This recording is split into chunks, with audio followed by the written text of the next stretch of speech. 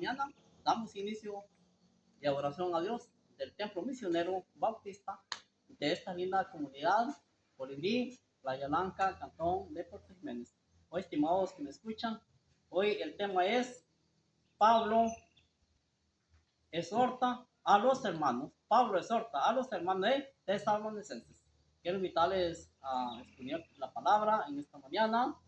En 1 Tesalonicenses, capítulo 5 y versículo 12, que dice así: os rogamos, hermanos, que reconozcáis a los que trabajan entre vosotros y os presiden en el Señor y os amonestan.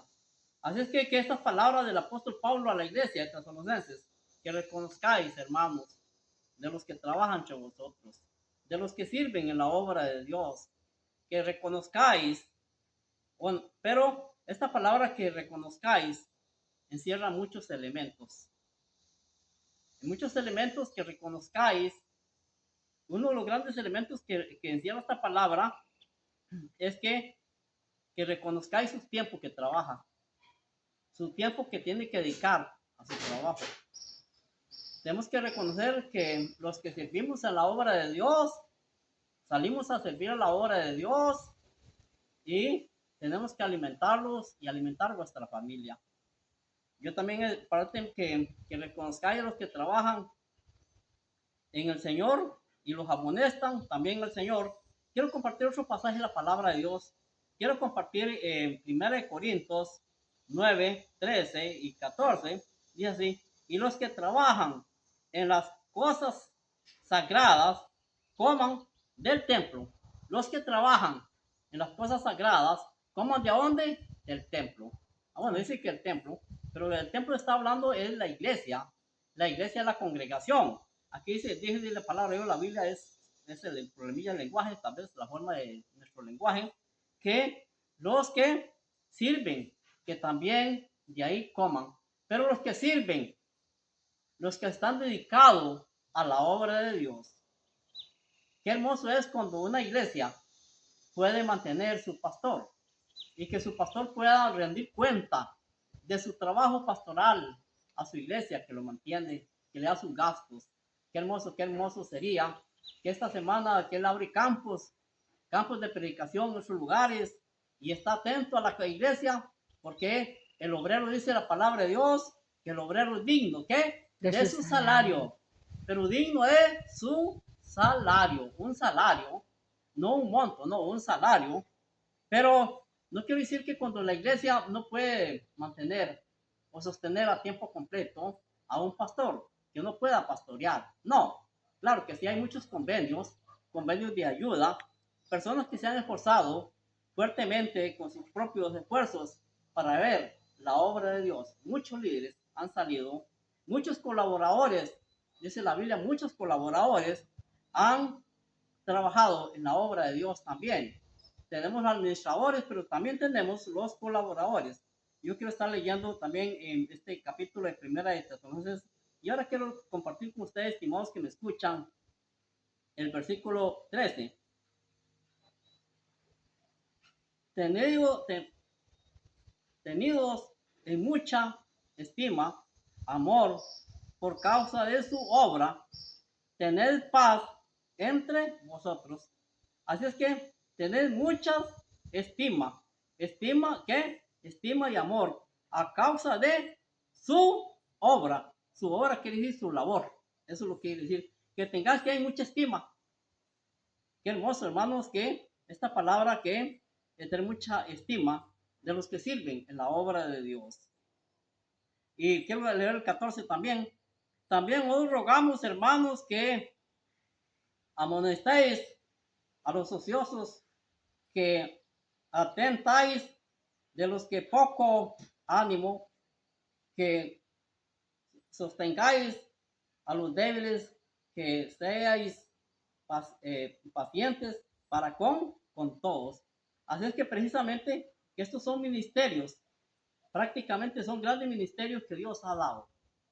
Dios ha dado ministerios cómo servir.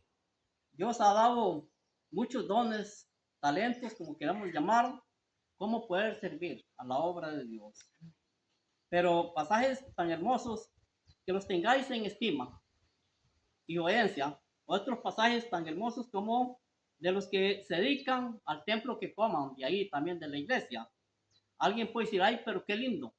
Ay, pero qué lindo entonces ser pastor porque me tienen que con salario, me tienen también en estima y tienen que obedecerme, que le tengan en estima y obediencia también.